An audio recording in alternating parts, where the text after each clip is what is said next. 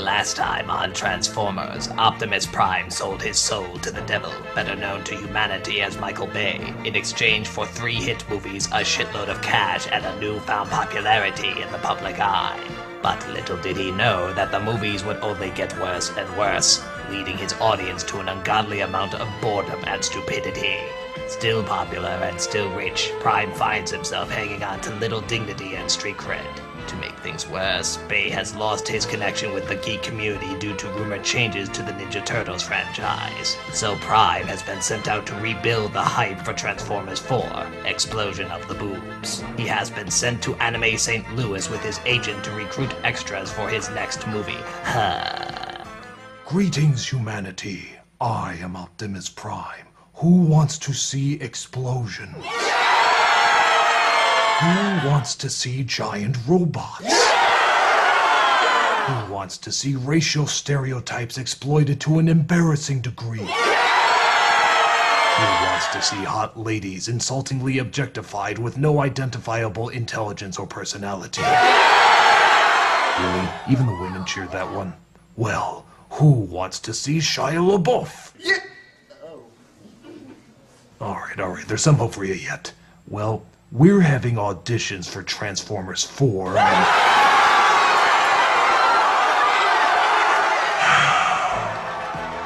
The auditions did not go well.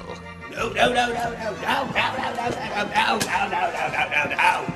Well, he's no Shia LaBeouf, but he might be able to pull off Carrot Top. No, you're trying to think. Bay doesn't like that. Just drape yourself over a car and look hot. What? You showed up to a Michael Bay audition and you didn't bring a car to drape yourself over? Well, surely you have a motorcycle in your pocket that you can press your breast against. Next! Alright, you're the sassy best friend.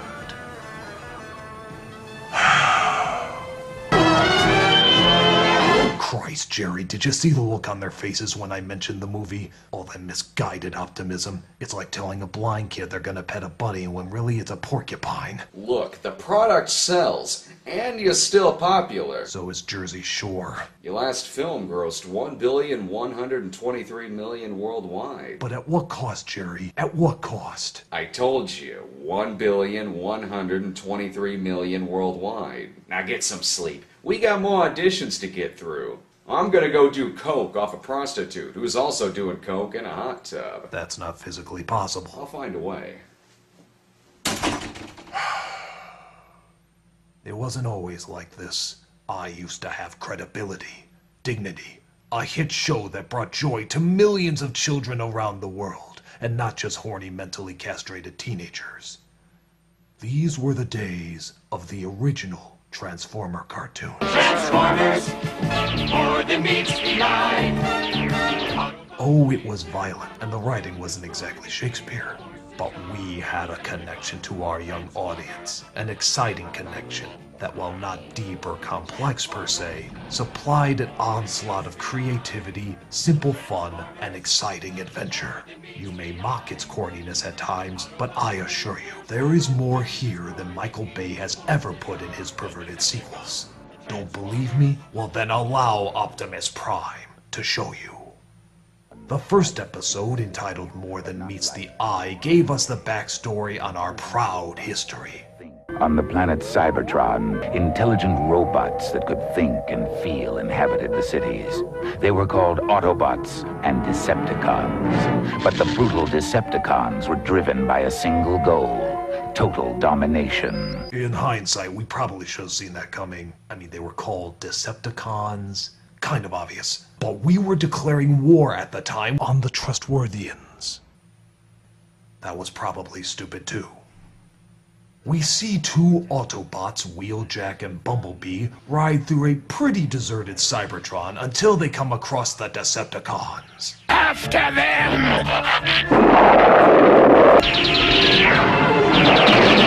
Like most Transformers, they brilliantly set their guns to shoot everything around the target except the target. We feel that gave the opponent a fighting chance. Any luck, Jazz? Negative. North side of Cybertron's blacker than the inside of a drive shaft. I'm still not sure why we hired Bill Cosby to do jazz. You see, the thing about the Decepticons is that they're very deceitful. So while we talk about our plans to find a new energy source, a metal bird named Laserbeak might be listening to us right now.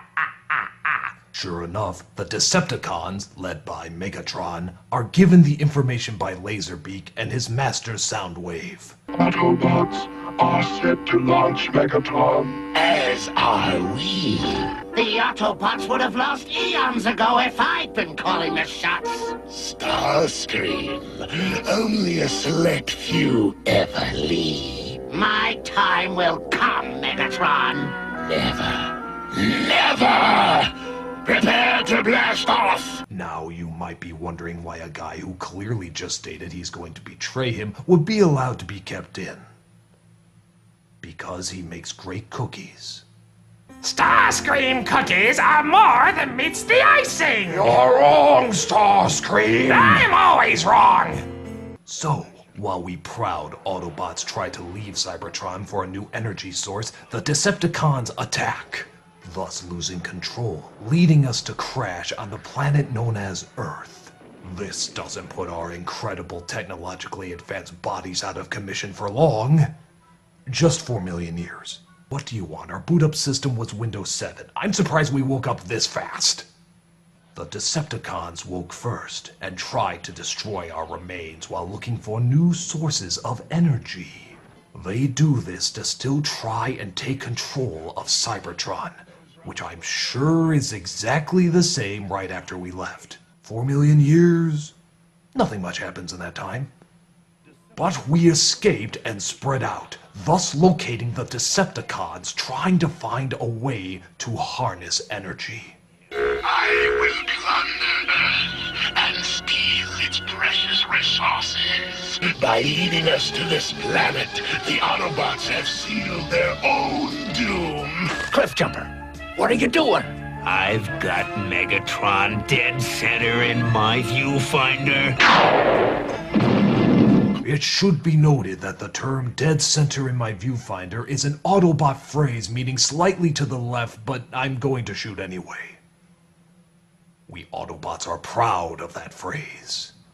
But they did manage to work their way back to the Autobots and tell us of the Decepticons' evil plans. We of course leapt into action.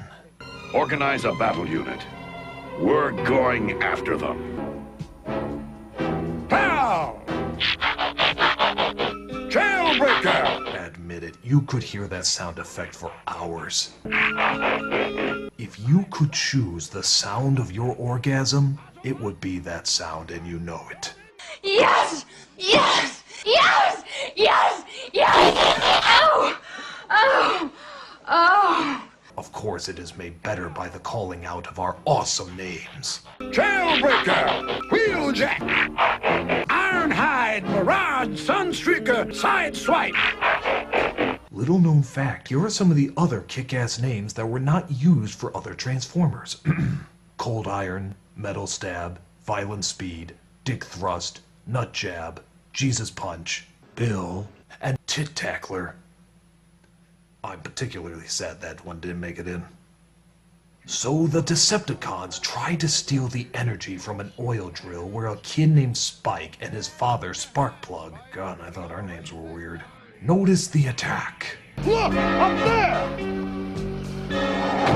What is it? What are they? But thankfully, they used their brilliant human ingenuity and fight them off the best way they know how. Throwing things.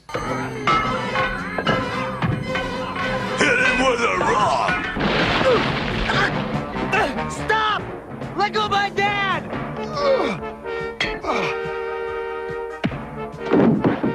Wow. I forgot how embarrassing that scene was for him. He gave you like a solid second look of shame and then swat you like a mosquito. Let go of my dad! Fuck you, asshole. I am now convinced that if Spike was an Autobot, his Transformer name would be Pussy Pillow. A name of great shame, to say the least. So we Autobots come in to save Sparkplug and Pussy Pillow when Megatron suddenly transforms into the Duck Hunt gun. Have a nice swim! Luckily, only 2 people were on that oil rig. Well, that's the story we're going with if we want continued children's programming syndication. And we saved them just in time for part 2 of the story arc. This begins with Spike writing like a girl in his journal describing his predicament. The Autobots are a highly advanced form of robot. I don't really know if they're from the past or the future, but they can think and have real feelings. If Michael Bay were here right now, he'd have 2 annoying parents come in not knowing how to react when you eat a pop brownie. Spike here wants to know how we transform, Hound. Easy, like this. What other tricks can you do? Try this one, Spike. Now you see me? Now you don't. Over here! Now, of course, you might be asking yourself why the hell we don't just use that technique about a bajillion other times in the show. Well, I think the real question is, how can Soundwave transform from a handheld tape deck into a 2-story monstrosity? We Autobots proudly honor the code of equal value proportions. Except for the cargo I'm carrying as a truck that seems to disappear and reappear at will. You may also be wondering what I'm carrying inside that cargo that's so important to constantly keep around. Well, I'll tell you. Starscream cookies. And the sprinkles on top are simply to die for! Starscream! Oh, just let me cook, bitch! Spike discovers, however, that Soundwave has snuck in, and thus he pushes the alarm that is in no way labeled alarm, smart kid, which forces him to leave his Thundercat Ravage behind. We got him. Hey, you up yet? Oh no, my agent can't know I'm bad-mouthing the movie and praising the other show as better.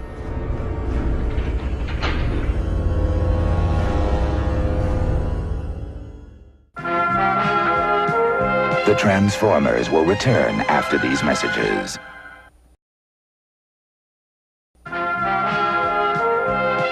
We now return to the Transformers. I must use my powers of disguise to blend in. Autobot, transform!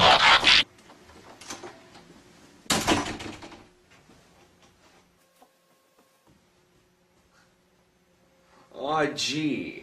I wonder where he could be. He's such a master of camouflage. He could be anywhere.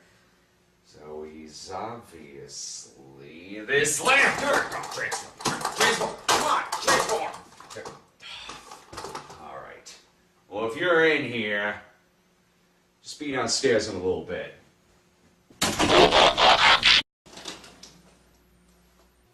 Anyway, so Ravage is captured, but we figure out the Decepticons are gonna try and get more energy from a dam. Soundwave, prepare the Energon cubes.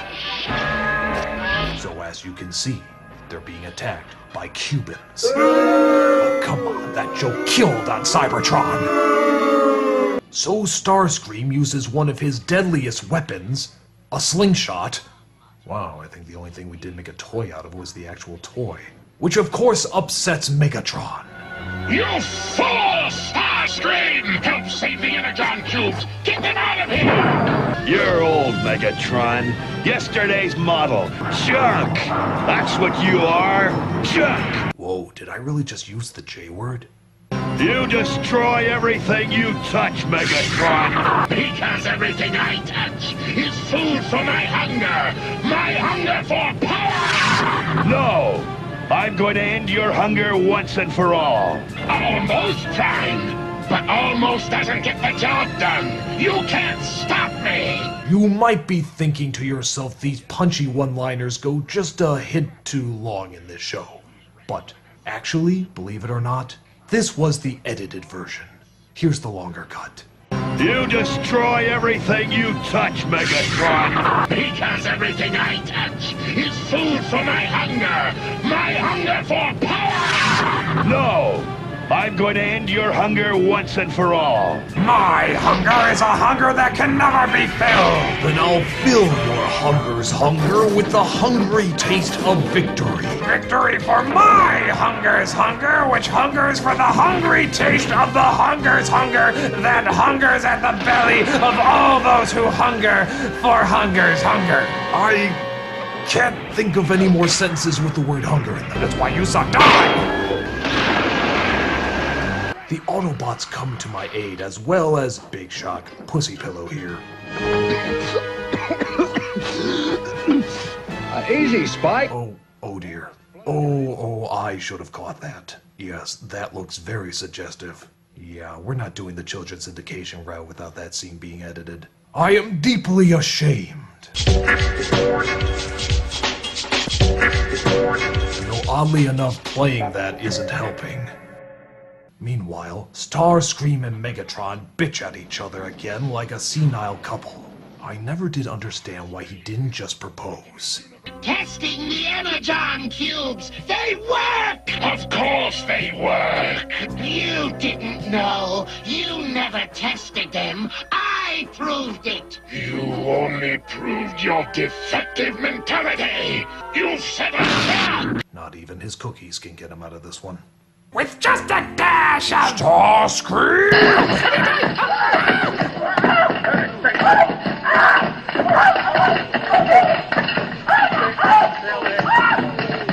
Wow, that was dark. The Decepticons tried to get energy from a mine shaft, but luckily we were there to stop them again. Unfortunately, they buried us under a ton of debris, but we escaped without a scratch on us or the humans.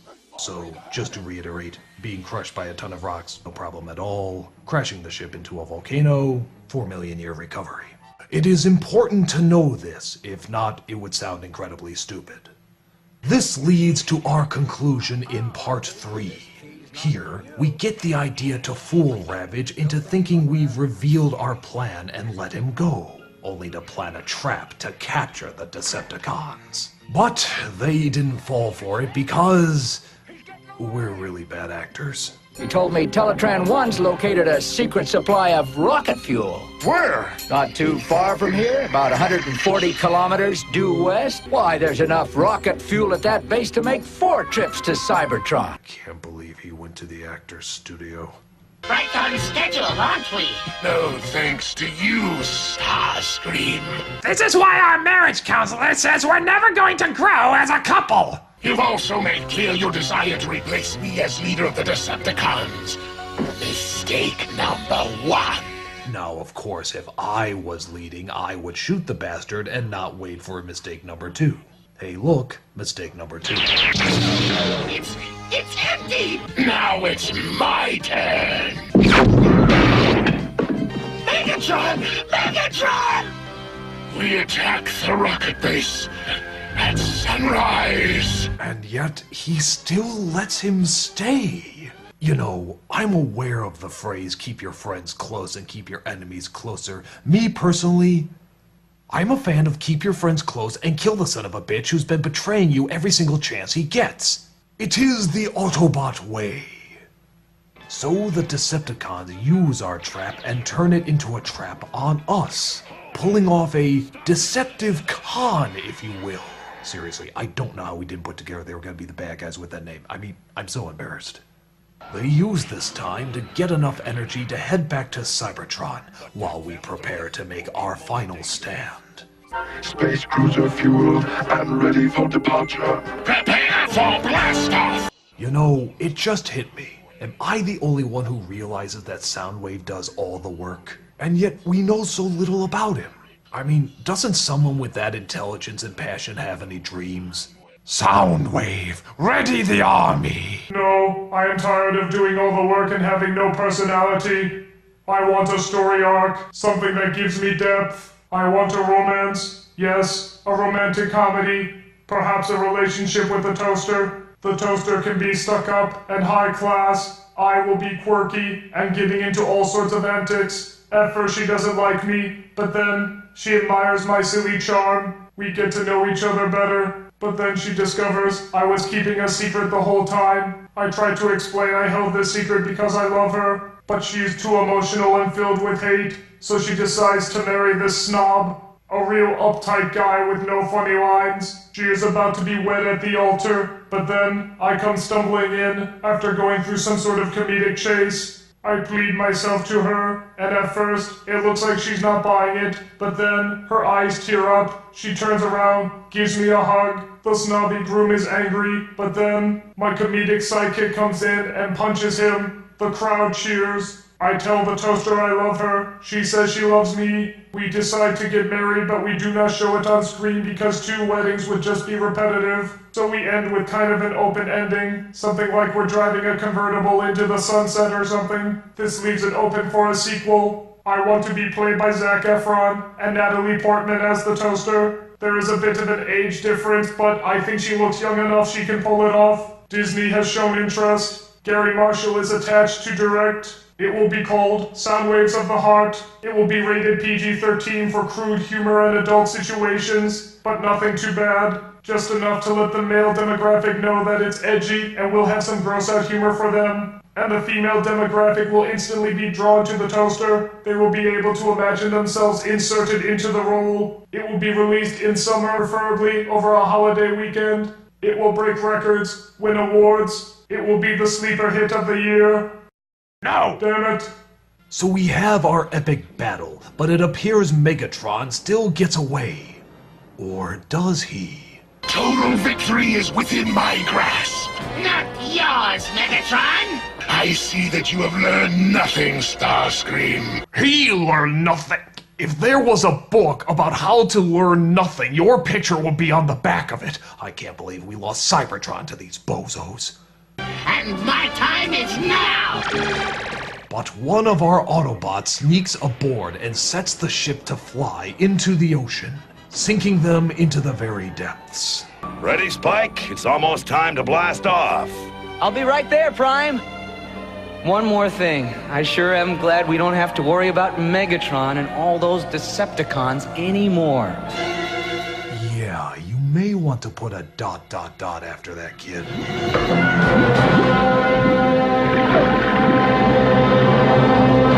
Ah, yes. That was the story arc of the mighty Autobots. You know, it's a touch sillier than I remember it. I suppose, looking back, it's not quite as grand as I remember. Sure, there wasn't much emphasis on characters. Sure, the stories were pretty repetitive. Then sure, we were just as focused on advertising as any other show. But you know what? We still created something all our own. Our designs were creative, our episodes action-packed, every second filled with energy and excitement. We knew how to make our audiences happy, and we did it well. It may not be the best show, but it was a show that knew what it was and who it was trying to entertain. And it tried hard every second it could to give you that action-packed entertainment that you all loved. Which is why I ask all of you gathered here today, in this world of remakes, sequels, and emphasis on special effects, who the fuck just wants to watch some Transformers cartoons?